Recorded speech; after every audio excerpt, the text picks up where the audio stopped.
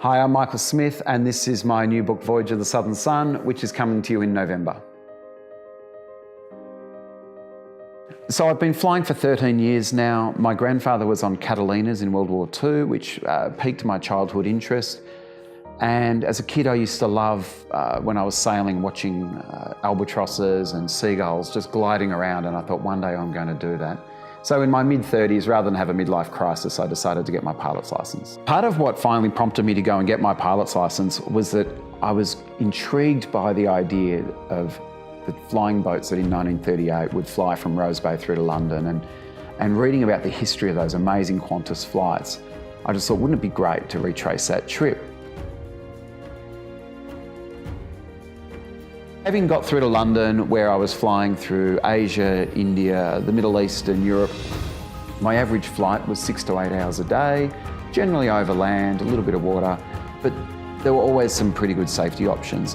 But once leaving London, I was flying over the ocean. So across the Atlantic, I went to Iceland and Greenland, where they were 8 to 10 hour legs.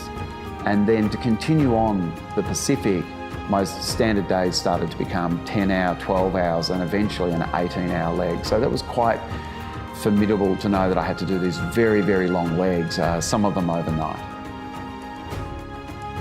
Landing on the Hudson River in a seaplane will be one of the greatest achievements of my life. And going into the Aleutian Islands and seeing a part of the world where almost no one lives, landing on lakes, on islands in the middle of the Pacific was pretty bizarre. But even just flying through the north of India, seeing less visited parts of the world was pretty special too. The lows tend to be very short, but they can be very dangerous. So some of them were amusing. Being on ADAC for a few weeks, I was stuck waiting for my Russian permission and wary of giant rats that I was warned could either eat the plane or, if I wasn't careful, might start trying to eat me. But there was also weather, and sometimes I would fly an hour and a half around large weather issues to safely get home. But there was one time when, unfortunately, coming into Canada, where I didn't make it around that weather, and I actually, for probably 2 minutes, lost control of the plane and really thought it was all over. And 480 hours of flying, and in that 2 minutes, the whole thing nearly came unstuck.